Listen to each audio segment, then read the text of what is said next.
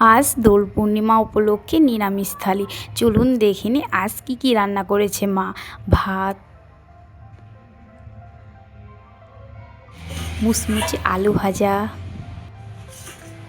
আলু ফুলকপির কষা, সোনামুগের ডাল, কুলের চাটনি। নমস্কার সকলকে, কেমন আছেন আপনারা? চলুন মায়ের রেসিপিগুলো আজ দেখে নিই। প্রথমে তেল গরম করে পাঁচফোড়ন দিয়ে আলুগুলো দিয়ে দিচ্ছে। এবার একটু নাড়াচাড়া করে একটু হলুদ গুঁড়ো দিয়ে দিল। আবারও নাড়াচাড়া করে ফুলকপি কুচনোগুলো দিয়ে দিল। আবারও নাড়াচাড়া করছে।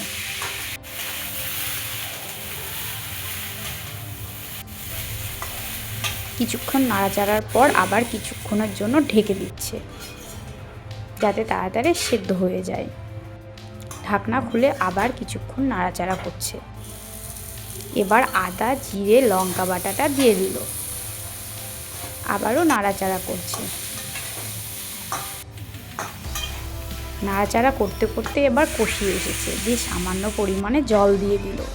এবার সেদ্ধ হওয়ার জন্য ফুটতে দেবে। সামান্য লবণ দিয়ে কিছুক্ষণের জন্য ঢাকা দিয়ে দিল। এবার ঢাকনাটা খুলে সামান্য নেড়ে দিল। এবার ফুটে এসেছে। সামান্য পরিমাণে গরম মশলা গুঁড়ো দিয়ে দিল। এবার হয়ে এসেছে, নামিয়ে নিল নিরামিষ আলু ফুলকপির কষা।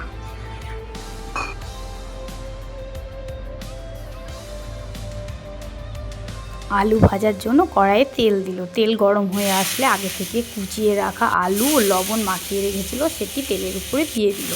দিয়ে কিছুক্ষণ নাড়াচাড়া করলো। তারপরে সামান্য পরিমাণে হলুদ গুঁড়ো দিয়ে দিল। কিছুক্ষণ নাড়াচাড়া করলো। এবার লাল লাল হয়ে আলুগুলো ভেজে নেবে। লাল লাল হয়ে এসেছে, এবার নামিয়ে নিচ্ছে।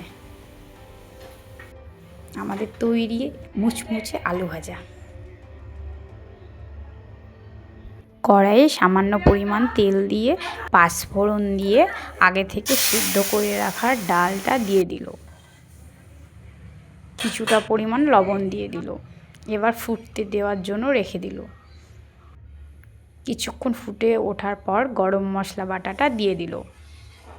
এবার নামিয়ে নিচ্ছে। আমাদের তৈরি সোনামুগের ডাল।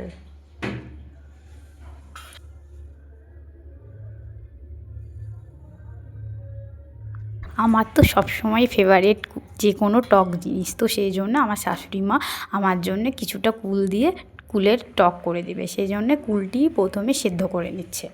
আর তেলের উপর একটি লঙ্কা ও পাঁচফোড়ন ও সর্ষে দিয়ে তারপরে ওই সেদ্ধ করা কুলগুলো দিয়ে দিচ্ছে।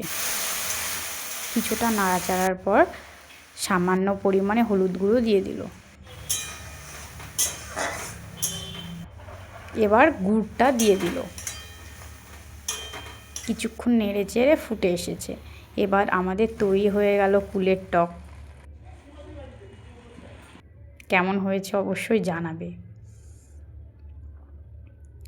স্নান সেরে আমাকে মা খেতেও দিয়ে দিয়েছে। আজকের ভিডিওটি কেমন লাগলো?